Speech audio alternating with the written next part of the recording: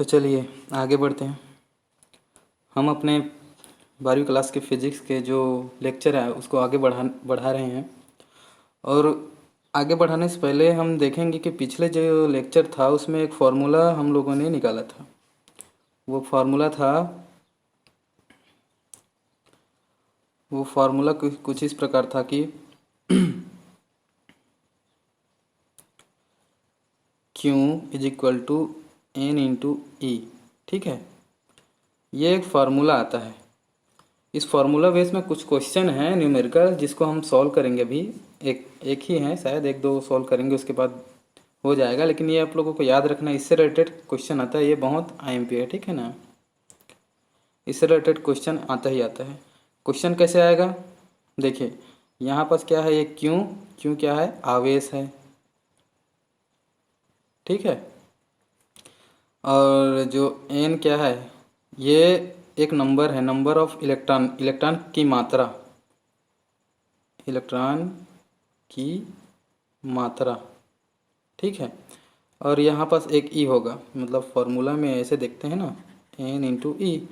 तो इस ई का मान होता है 1.6 इंटू 10⁻⁻⁻19। हाँ स्टूडेंट, और ये एक चीज़ बताना चाहता हूँ कि जो मैं पिछले वीडियो में बताया था ना, प्लस क्यों आवेश, इसका भी मान 1.6 इंटू 10⁻, है ना, -19 ही होता है। बस यहाँ माइनस नहीं लगाना है, जो 1.6 है इसके सामने माइनस नहीं लगाना है ना। मतलब जो प्लस क्यों है इसका एक्चुअल मान होता है 1.6 इंटू 10⁻⁻19। यहाँ पास माइनस रहेगा, यहाँ माइनस नहीं रहेगा। और माइनस आवेश में क्या रहता है, यहाँ सामने में माइनस रहता है। 1.6 इंटू 10⁻⁻19, जो पिछले वीडियो में मेरे से थोड़े गलती हो गया था, उसको बता रहा हूँ। ठीक है, तो देखो मैं क्या बता रहा था, जो फॉर्मूला था Q बराबर एन इंटू ई, इसमें Q क्या है, आवेश है। एन क्या है, कितना इलेक्ट्रॉन है, इलेक्ट्रॉन की मात्रा बताता है, गिनती करता है। ठीक है, और ई क्या है, यहाँ पास ई का मान होता है 1.6 इंटू 10⁻⁻19, यहाँ रखना है। इससे रिलेटेड एक क्वेश्चन देखते हैं, चलिए।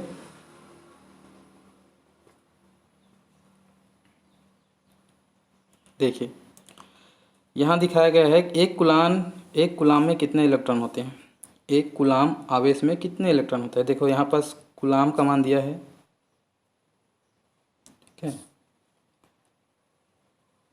एक कूलाम में कितने इलेक्ट्रॉन होते हैं, आवेश बराबर दिया है एक, है ना, कूलाम। और इलेक्ट्रॉन कितने होते हैं ये तो पूछा ही है। तो फार्मूला लगाते हैं, फार्मूला कहते हैं Q बराबर एन इंटू ई का मान क्या है 1.6 इंटू 10⁻⁻19। ठीक है, और Q का मान क्या है, एक है, तो इधर एक रख दो, बराबर एन इधर हो जाएगा इंटू 1.6 इंटू 10⁻⁻19। अब n का मान जब हम निकालेंगे तो इधर एक के नीचे में लाना पड़ेगा पक्षांतर करके, तो 1/, हो जाएगा 1.6 इंटू 10⁻⁻19। ठीक है, जब इतने को हम सॉल्व करेंगे 1/1.6 इंटू 10⁻⁻19, तो इसको सॉल्व करने से आपको जो मिलेगा वो उसका आंसर होगा। ठीक है, तो इसका आंसर होगा, हाँ,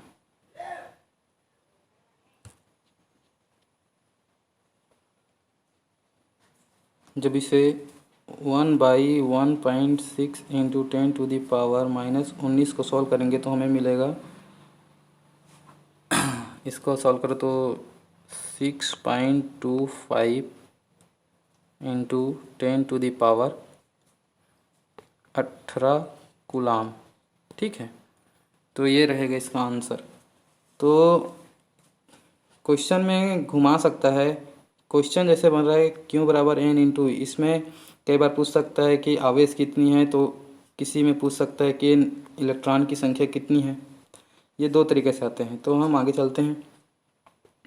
ठीक है, आप लोग न्यूमेरिकल बनाएंगे। हम लोगों का आज का टॉपिक है अगला टॉपिक है कूलाम का नियम। ठीक है,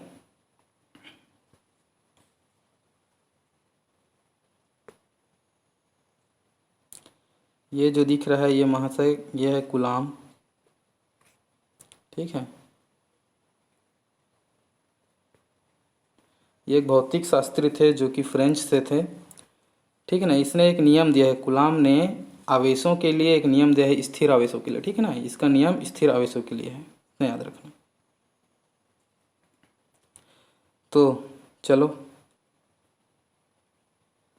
आगे चलते हैं, पढ़ते हैं कूलाम का नियम।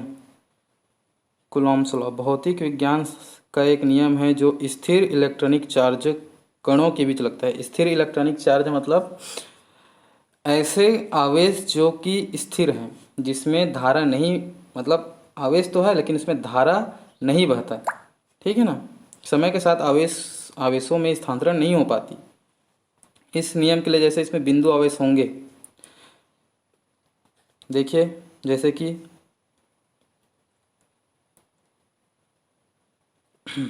इस नियम के अनुसार दो आवेशों के बीच लगने वाला बल उन दोनों आवेशों के मान के अनुक्रमानुपाती तथा उनके बीच की दूरी के वर्ग के व्युत्क्रमानुपाती होता है।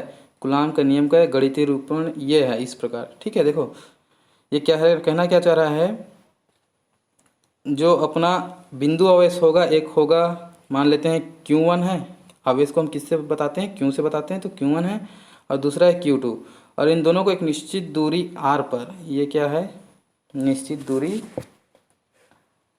r पर रखा गया है। ठीक है, निश्चित दूरी r पर, ये r पर रखा गया है। ये क्या है अपना, सॉरी एक सेकेंड,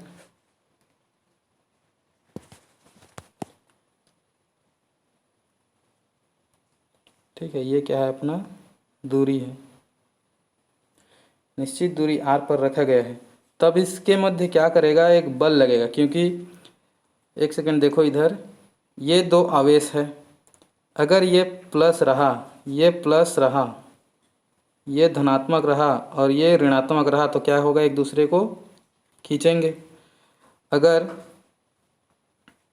ये प्लस रहा और ये भी प्लस रहा तो एक दूसरे को क्या करेंगे, प्रतिकर्षित करेंगे। तो ये आकर्षण और प्रतिकर्षण जो हो रहा है उसमें एक बल काम करता है ना, तो उस बल की ही गणना करी किसने, कूलाम ने। तो कूलाम के अनुसार, ठीक है, इन दो आवेश, बिंदु आवेश रहेंगे, एक Q1 एक Q2, तो इनके बीच की दूरी रहेगा r, तो इनके मध्य लगने वाला बल, ये जो लगने वाला जो बल है वो क्या, वो बल कैसा रहेगा। ठीक है, देखो इधर, माना दो आवेश Q1 Q2 r दूरी पर हैं, तो उनके मध्य लगने वाला आकर्षण या प्रतिकर्षण बल, ठीक है, उनके आवेशों के परिणामों के गुणनफल के समानुपाती। अब देखो आवेशों के परिणाम मतलब होता है उसमें कितना आवेश है। जैसे Q1 में एक, मान लो एक कूलाम आवेश है, ठीक है, और Q2 में भी मान लो Q2 में कितना है, 2 कूलाम आवेश है, तो इनके परिमाण मतलब होता है गुणनफल, 2 एकम 2।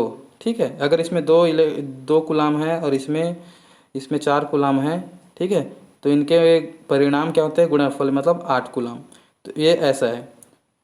ठीक है, तो उनके परिणाम देखो यहाँ पास दिया है, क्या है, Q1 और Q2, तो इसका परिणाम के क्या होगा, वो समानुपाती, ये जो चिन्ह लगा है समानुपाती है ना, ये वाला चिन्ह समानुपाती होंगे, तथा उनके बीच की दूरी के, तथा उनके मध्य दूरी के वर्ग का व्युत्क्रमानुपाती होता है। ये जो बल है उनके बीच की दूरी के, ये जो वर्ग है ना r, वर्ग के देखो व्युत्क्रमानुपाती, व्युत्क्रम मतलब उल्टा क्रम। अगर मान लो r सीधा है तो उसके नीचे क्या है, 1 है, उल्टा करोगे तो 1/r, ऐसा उल्टा होता है। ठीक है, समानुपाती चिन्ह जैसे ही हम हटाएंगे या एक साथ लिखेंगे, तो देखो फर्स्ट में F बराबर क्या है अपना Q1 × Q2, और एफ क्या है समानुपाती, सॉरी एक सेकेंड, एफ समानुपाती क्या है Q1 इंटू Q2 और समानुपाती क्या है 1/r, तो इसको हम क्या लिख सकते हैं r²। एक बार समझना,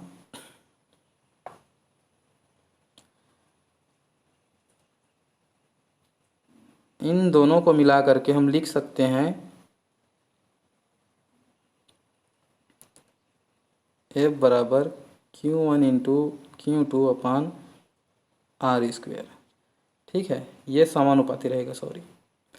जैसे ये समानुपाती चिन्ह हटेगा, एक नियतांक लगेगा k और ये रहेगा Q1 इंटू Q2 अपान r²। ये k का मान जो होता है वो एक नियतांक होता है, ये एक कांस्टेंट होता है। ठीक है, ये कांस्टेंट होता है जो कि किस पे निर्भर करती है, माध्यम की उपस्थिति पर, कि जो आवेश हैं, है ना, ये जो आवेश हैं वो कहाँ पर हैं, जैसे वायु में है या जल में है या कि निर्वात में है। ये वायु में इसका मान अलग रहेगा, जल में इसका मान अलग रहेगा, निर्वात में इसका मान अलग रहेगा। ठीक है, तो ये फॉर्मूला आप लोगों को याद रखना है। अब आगे चलते हैं। ठीक है,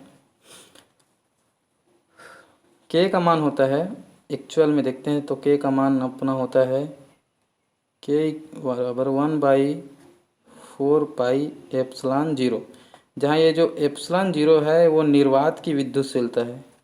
ठीक है,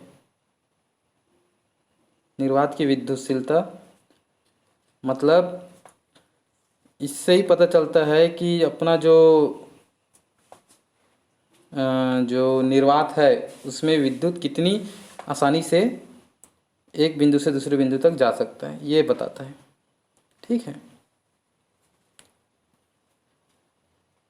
अब हम एक चेक करते हैं, कूलाम के नियम की कंपैरिजन करेंगे, है ना। Comparison of electrostatic force and gravitational force, मतलब जो स्थिर विद्युत जो बल है और अपना जो गुरुत्वाकर्षण वाला बल है, उनके मध्य जब हम कंपैरिजन करते हैं तो हमें क्या मिलता है, ये देखेंगे। ये देखेंगे कि ये जो इलेक्ट्रोस्टैटिक फोर्स जो होता है, विद्युत, स्थिर विद्युत, है ना, स्थिर विद्युत ये गुरुत्वाकर्षण विद्युत बल से ज़्यादा स्ट्रॉन्ग होता है। क्या होता है, मोर स्ट्रॉन्ग। मतलब सुनते जाओ कि जो अपना विद्युत वाला जो बल है वो गुरुत्वाकर्षण बल से अधिक होता है, और अपने जो विद्युत स्थिर विद्युत बल है उसमें आकर्षण भी देखते हैं। ठीक है, आकर्षण देखते हैं और प्रतिकर्षण भी होता है ना, इसमें अपने स्थिर विद्युत में, लेकिन गुरुत्वाकर्षण में सिर्फ और सिर्फ आकर्षण होता है, आप कहीं भी रहो। ठीक है, और एक सुन लो, नोट्स बना लेना, लिख नहीं रहा हूँ, कि जो गुरुत्वाकर्षण बल होता है वो प्रकृति में कहीं भी उपस्थित हो उसका मान नियत रहता है, जबकि अपना स्थिर विद्युत जो बल है वो वायु, निर्वात और उसमें सब में अलग अलग उसका बल लगता है। ठीक है, कुछ समानता देखते हैं। समानता ये है कि दोनों दूरी पे निर्भर करते हैं, दोनों यहाँ पर गुरुत्वाकर्षण बल द्रव्यमान की दूरी पर निर्भर करता है, स्थिर विद्युत बल आवेशों की दूरी पर निर्भर करता है ना। जैसे कि ये इलेक्ट्रो वाला लगा दिया, Fe मतलब इलेक्ट्रो, तो Q1 इंटू Q2 देखो, और अपना जो गुरुत्वाकर्षण बल होता है Fg, ये आपका M1 इंटू M2 पे डिपेंड करता है, ये दोनों पिंडों के द्रव्यमान पर। ठीक है, ये कुछ ये समानता है कि दोनों परिमाण पे डिपेंड करते हैं। दूसरा, दोनों दूरी पर भी डिपेंड करते हैं, दूरी के वर्ग के व्युत्क्रमानुपाती। ठीक है, ये जो Fe है 1/r² पे डिपेंड करता है, वैसे Fg 1/r² आर स्क्वायर पे ही डिपेंड करता है। तो कुछ समानता है कि ये दोनों दूरी पे निर्भर करते हैं और द्रव्यमान के परिमाणों पर निर्भर करते हैं। ठीक है, आगे चलते हैं, देखते हैं विद्युत क्षेत्र।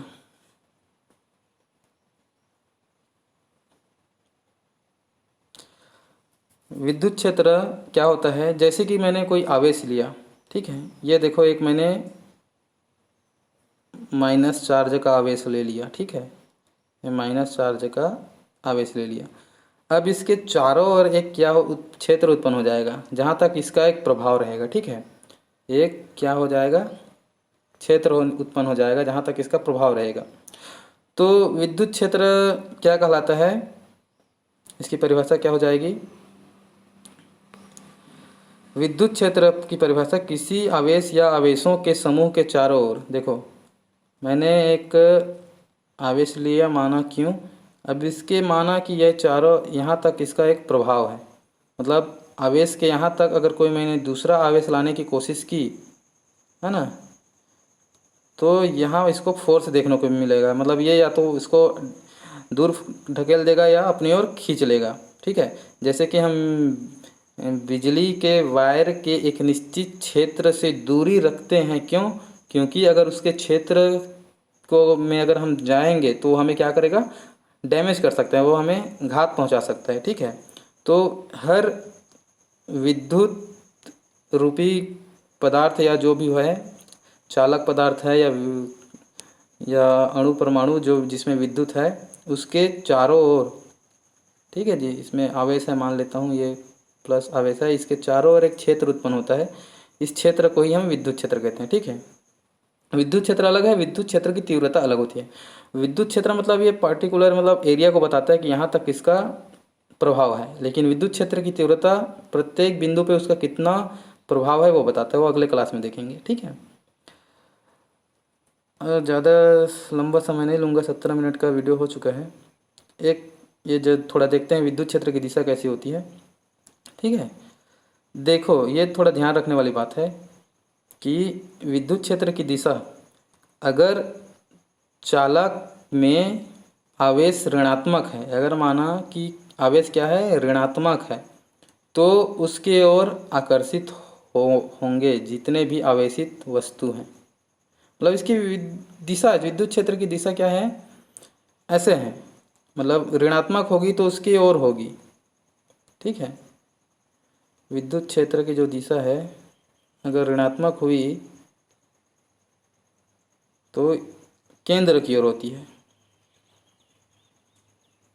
ठीक है, और वहीं अगर देखो आवेश यदि धनात्मक होता है तो विद्युत क्षेत्र की दिशा उसके विपरीत होती है। तो ये याद रखना है आप लोगों को, क्वेश्चन में 1 नंबर में पूछ सकता है कि एक आवेशित, एक ऋण आवेशित वस्तु है तो उसमें धारा की दिशा कैसी होनी चाहिए, तो धारा की दिशा ऋण आवेशित वस्तुओं से ऋण आवेशित वस्तुओं की ओर मुख करके आता है, जबकि धन आवेशित वस्तुओं में धारा की दिशा उसकी केंद्र से दूर जाते हुए प्रतीत होती है। ठीक है, तो आज के लिए खैर इतना ही, कल देखेंगे विद्युत क्षेत्र की तीव्रता और कुछ इम्पोर्टेंट चीज़ें। ठीक है, तब तक के लिए पढ़ते रहें, बाय।